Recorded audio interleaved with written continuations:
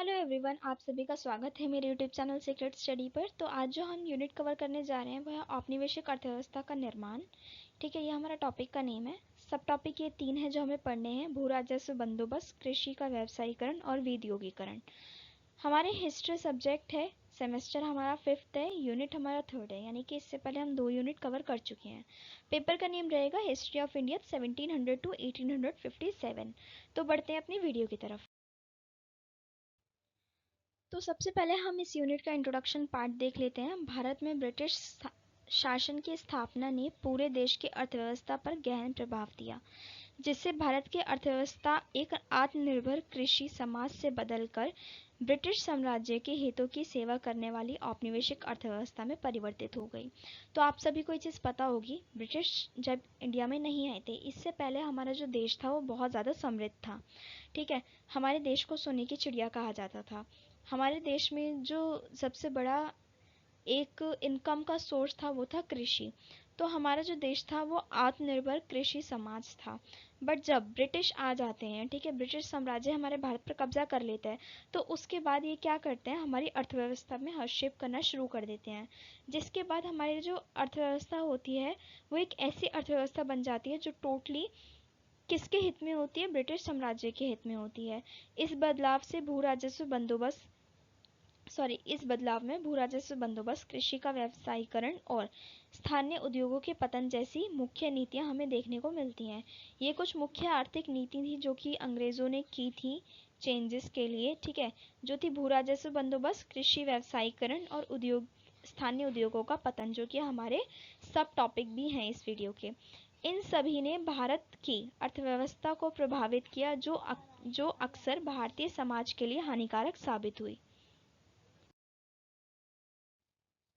तो सबसे पहले हम अपना फर्स्ट सब टॉपिक देख लेते हैं, जो कि है भू राजस्व बंदोबस्त। ब्रिटिश ये जानते थे कि भारत में आर्थिक लाभ के लिए सबसे महत्वपूर्ण जो पहलू है वह है भू राजस्व, जिसको मद्देनजर रखते हुए ब्रिटिश द्वारा भारत में आर्थिक वित्तीय लाभ के लिए सबसे पहले भू राजस्व बंदोबस्त लागू किए गए थे। आपको पता होगा, जब ब्रिटिश लोग नहीं आए थे ना भारत में, उस टाइम से लेके और आज तक जो भू राजस्व है ना वो एक मेन सोर्स ऑफ इनकम है हमारे भारत के लिए। तो इसी वजह से जो जब अंग्रेज आए भी ना, तो उन्होंने आते के साथ क्या किया, अपना आप को आर्थिक लाभ देने के लिए भू राजस्व बंदोबस्त में चेंजेस करने शुरू कर दिए गए, जिस वजह से 3 तरीके की बंदोबस्त यहाँ पे लागू किए गए थे, जिसमें फर्स्ट था स्थायी बंदोबस्त, सेकंड है मालवाड़ी बंदोबस्त एंड थर्ड है रैयतवाड़ी बंदोबस्त। इसको हम आगे एक्सप्लेन करके भी देख लेते हैं कि आखिरकार ये बंदोबस्त थे कैसे। तो जो हमें सबसे पहला बंदोबस्त पढ़ना है वो है स्थायी बंदोबस्त, जो कि लागू हुआ था 793 में। किसने लागू किया था? लॉर्ड कार्नवालिस ने ये लागू किया था, और बंगाल क्षेत्र में इसको लागू किया गया था, जिसमें जमींदारों से ना एक निश्चित स्वराज वसूला जाता था। इस बंदोबस्त में मेनली क्या था कि 3 स्तर हो गए थे राजस्व वसूलने के: किसान, ठीक है, जमींदार, और देन आते थे हमारे ब्रिटिश साम्राज्य के लोग यानी कि अधिकारी। किसान किसको देता था राजस्व? जमींदारों को। और जमींदारों से राजस्व कौन लेता था? ब्रिटिश सरकार लेती थी। अब होता क्या था कि जो ब्रिटिश सरकार थी उसने एक रकम तय कर दी थी कि इतना आप मुझे राजस्व दोगे महीने का। तो अब जमींदारों को इस चीज के लिए प्रतिबंध नहीं किया गया था कि आप किसानों से कितना वसूलोगे, कितना नहीं वसूलोगे, कैसे वसूलोगे। इस चीज में किसी भी तरीके का हस्तक्षेप नहीं किया जाता था ब्रिटिश सरकार द्वारा। उन्होंने जस्ट बोला कि इतना पैसा है जो कि आप मुझे महीने का राजस्व के थ्रू वसूल कर दोगे। अब ब्रिटिश वो जो जमींदार थे उनके पास ये छूट थी कि वो किसानों से कितना पैसा लेंगे। तो जो जो जमींदार होते थे ना, वो थोड़ा सा एक्स्ट्रा ही पैसा वसूलते थे, जिससे जमींदारों का फायदा होता था। तो क्या करते थे, किसानों से जमींदारों ने राजस्व वसूल लिया। अब जो राजस्व की राशि आती है उसमें से जो एक निश्चित राशि ब्रिटिश सरकार द्वारा तय की गई थी वो उठाई और ब्रिटिश सरकार को राजस्व के रूप में दे दी। ये प्रणाली थी स्थायी बंदोबस्त की। यहाँ पे वसूलने नहीं होगा, यहाँ पे वसूलने होगा। ठीक है, मैं इसको थोड़ा सा ठीक भी कर देती हूँ। वसूलने की व्यवस्था की गई थी। जमींदारों की भूमिका स्थायी मालिकाना हक। अच्छा, जमींदारों को स्थायी मालिकाना हक मिला, यहाँ पे भूमिका भी नहीं होगा। जमींदारों को स्थायी मालिकाना हक मिला, लेकिन उन्हें ब्रिटिश सरकार को एक निश्चित राशि का भुगतान करना होता था। हालांकि इस प्रणाली ने जमींदारों पर किसानों से अधिकतम कर वसूलने का दबाव डाला, जिससे किसानों का शोषण हुआ।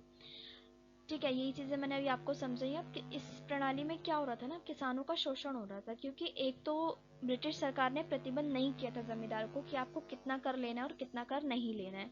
तो जो जमींदार होते थे ना, वो ज्यादा कर वसूलते थे किसानों से, जिससे उनका खुद का लाभ हो जाता था जमींदारों का।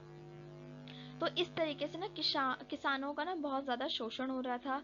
कृषि संकट के दौरान राजस्व का भुगतान न कर पाने के कारण जमींदार अपनी जमीन से हाथ धो बैठते थे, जिससे ग्रामीण क्षेत्रों में अस्तित्व संकट बढ़ जाता था। ठीक है, तो क्या होता था, कई बार ऐसे संकट आ जाते थे जैसे किसी किसान की क्या होता था, फसल खराब हो गई, सूखा पड़ गया, अकाल पड़ गया, तो इससे क्या होता था, किसानों के पास फसल जो होती थी वो पैदा ही नहीं होती थी, जिससे वो पैसा कमाएं और जमींदारों को कर दे सकें। तो इससे क्या होता था, किसानों के साथ शोषण तो हो ही रहा होता था, मारपीट होती थी, कई तरीके की चीजें वहां पे किसानों को फेस करनी पड़ती थी, लेकिन एंड में क्या होता था, जो जमींदार थे उनको वो पैसा नहीं मिल पाता था, क्योंकि किसानों के पास तो पैसा होता ही नहीं था। तो ऐसी सिचुएशन में जो ब्रिटिश सरकार थी ना, वो जमींदारों से जमींदारी जो थी वो छीन लेती थी। ठीक है, वो जमीन हटा के किसी और जमींदार को दे देती थी, जिससे जमींदार अपनी पोस्ट से हट जाते थे। और इससे ये भी लॉस होता था कि जो ग्रामीण क्षेत्र थे ना, उसमें अस्तित्व संकट बढ़ जाता था कि जमींदार ज्यादातर चेंज होते रहते थे। ठीक है, तो जो नया जमींदार आता था, क्या पता वो किस नेचर का हो, वो और ज्यादा क्रूर ना हो। तो इस टाइप की जो परेशानियां थी वो यहाँ देखने को मिली थी।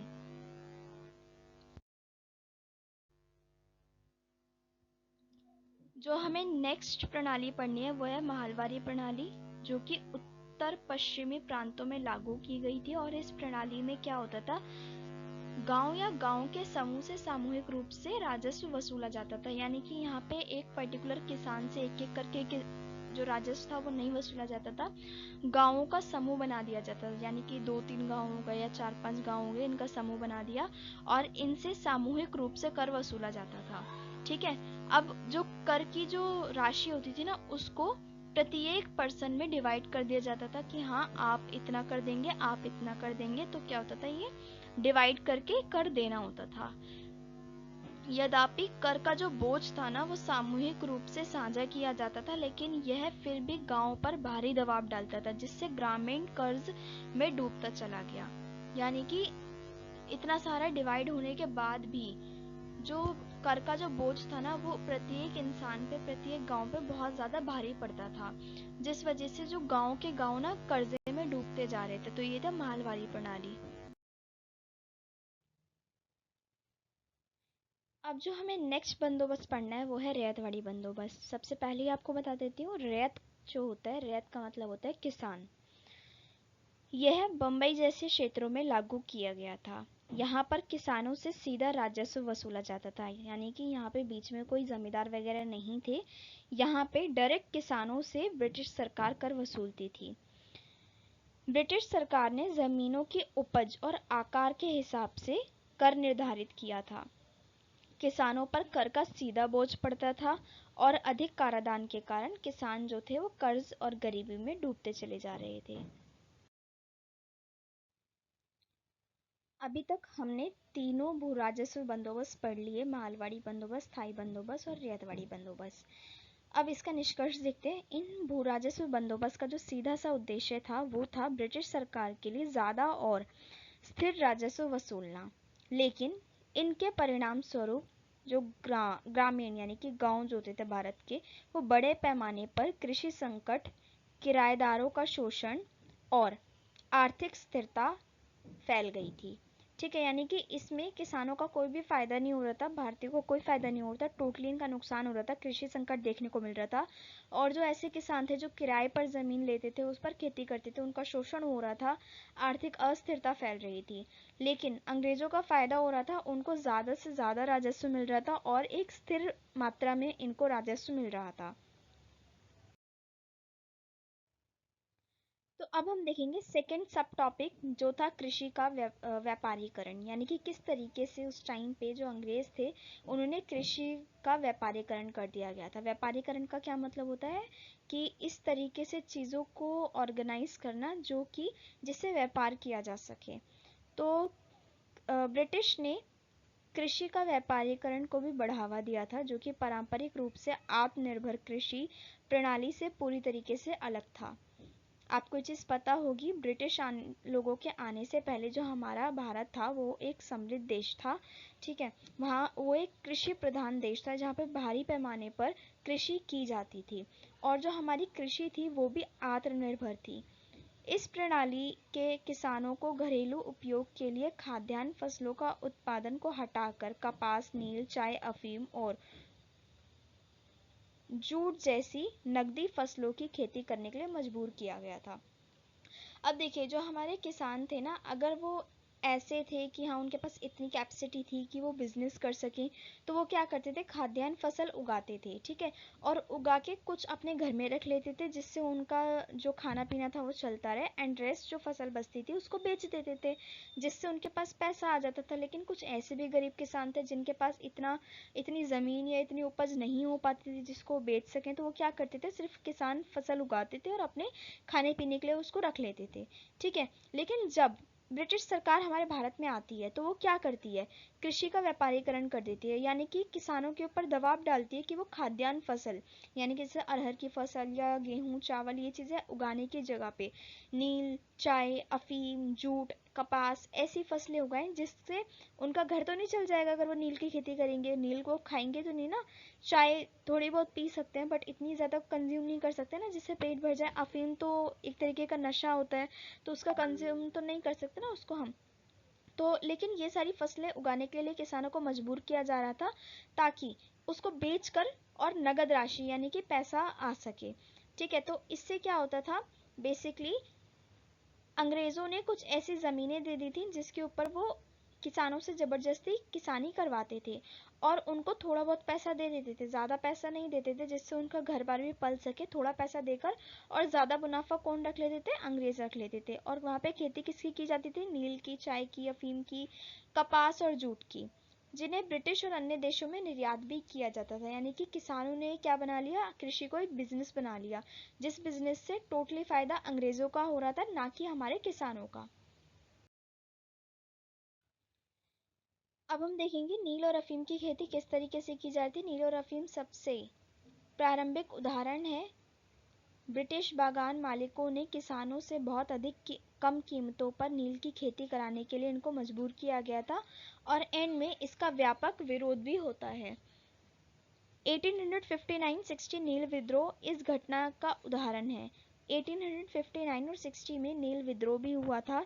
ठीक है, जिसके बाद किसानों ने एक ऐसा विद्रोह किया कि हम नील की खेती नहीं करेंगे, क्योंकि जिस ज़मीन पे नील उगा लिया जाता था ना वो काफ़ी सालों के लिए बंजर हो जाती थी। तो इससे नुकसान किसका हो रहा था, भारतीयों का नुकसान हो रहा था।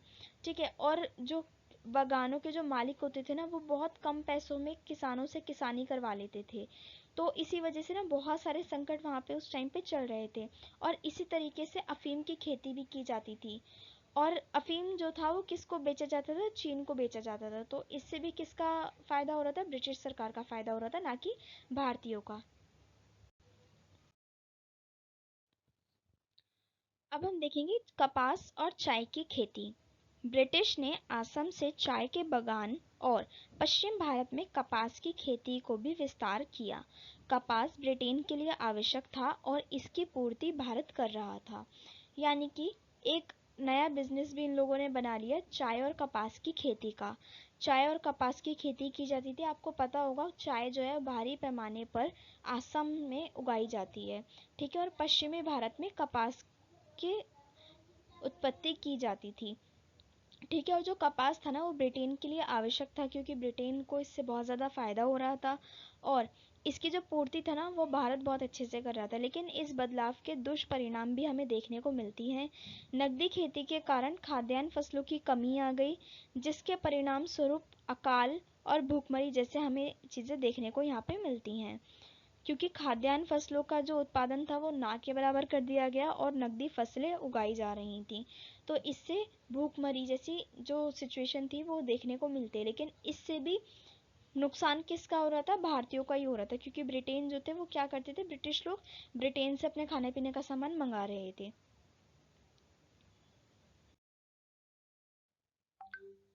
इसके बाद जो हमारा थर्ड सब टॉपिक था वो था उद्योगीकरण का पतन। कृषि के व्यापारीकरण को बढ़ावा देने के साथ साथ ब्रिटिश ने भारत के जो पारंपरिक उद्योग थे, विशेष रूप से हस्तशिल्प और कपड़ा उद्योग, इनका पतन किया। हस्तशिल्प कौन से तरीके का काम था? वो एक ऐसे काम थे जो मतलब घर में भी बना लिए जाते थे, ठीक है, और वो ज़्यादातर हाथ से बनाने वाले काम थे। जैसे कि कई बार जो बुनाई का काम था वो हाथ से किया जाता था। कई तरीके के जूट के टोकरे बनाए जाते थे जो कि हाथ से बनाए जाते थे। तो इससे ये हस्तशिल्प के जो काम थे ना, इनका भी पतन कर दिया, और कपड़ा उद्योग जो थे उसका भी पतन कर दिया। औपनिवेशिक शासन से पहले का कपड़ा उद्योग पूरे विश्व में अपने बेहतरीन सूती और रेशमी कपड़े के लिए प्रसिद्ध था। यहाँ पे वेस्टर्न, यहाँ पे वस्त्र होगा, ठीक है। तो ये जो औपनिवेश हुआ था ना, औपनिवेश होने से पहले जो भारत की अर्थव्यवस्था थी उसमें जो हमारा कपड़ा उद्योग था वो बहुत ज़्यादा महत्व रखता था पूरे के पूरे विश्व में, क्योंकि बहुत अच्छा कपड़ा भारत निर्यात करता था विदेशों में। तो लेकिन जब ब्रिटिश सरकार आ गई ना, उसने उसमें भी हस्तक्षेप करना शुरू कर दिया। उद्योग जो थे छोटे छोटे उनका पतन कर दिया, हस्तक्षेप बिल्कुल तरीके से नष्ट कर दी। कपड़ा उद्योग जो था भारत का उसको भी समाप्त करने लगे थे ये। और ब्रिटेन के लोगों ने क्या किया, अपने तरीके से कपड़ा उद्योग करना शुरू कर दिया। और अगर भारतीयों की वो मदद लेते भी थे तो किस तरीके से लेते? भारतीयों को मजदूर बनाकर।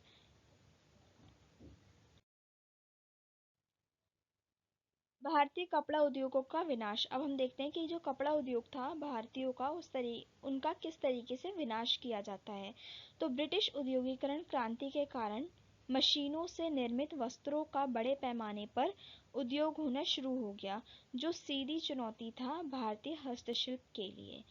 अब देखिए क्या होता है, ब्रिटिश सरकार क्या करती है, कपड़ों का जो निर्माण करना शुरू करती है वो किससे करती है? मशीनों के द्वारा। अब जहाँ पे इंसानों की जगह मशीन काम करना शुरू कर देंगी तो वहाँ पे क्या होगा, वो लोग जो वो काम करते थे मशीनों की जगह वो क्या हो जाएंगे? बेरोजगार हो जाएंगे। और कम टाइम पर कम पैसों में चीज़ों का निर्माण होना शुरू हो गया। इससे बेरोजगारी कहाँ पर फैली? भारत में फैली। और मशीनों से निर्मित जो वस्त्र थे वो सीधी चुनौती थे भारतीयों के लिए, क्योंकि भारत वही कपड़ा हाथों से बनाते थे। ब्रिटिश ने भारतीय वस्त्र पर भारी शुल्क लगा दिया। यानी कि अगर कोई खरीदना भी चाहे ना भारतीयों के द्वारा बने हुए कपड़े, तो उसके ऊपर शुल्क इतना लगा दिया जाता था ना कि वो बंदा खरीदता ही नहीं था। जबकि सस्ते ब्रिटिश मशीन से बने वस्त्र का आयात भारत में बढ़ गया। अब जब भारतीय कपड़ा जब कोई खरीदना चाहता था उनके ऊपर इतना ज़्यादा भारी शुल्क लगाया जा रहा था, तो पर्सन क्या करेगा? ब्रिटेन के बने हुए कपड़े खरीदेगा, क्योंकि वो सस्ते पड़ते थे। इसके परिणाम स्वरूप भारतीय बुनकर व्यवसाय से बाहर हो गए। बुनकर कौन होते हैं? जो कि कपड़ा बुनते हैं। तो इससे क्या हुआ, कामकाज के मामले में भारतीय बुनकर व्यवसाय से बाहर हो गए और भारत का एक समृद्ध जो कपड़ा उद्योग था वो बर्बाद हो गया। कुशल कारीगरों की क्षति। हमारा नेक्स्ट जो सब पॉइंट है वो है ये है, उद्योगों के कारण भारतीय कारीगर भारी मात्रा में बेरोजगार हो गए।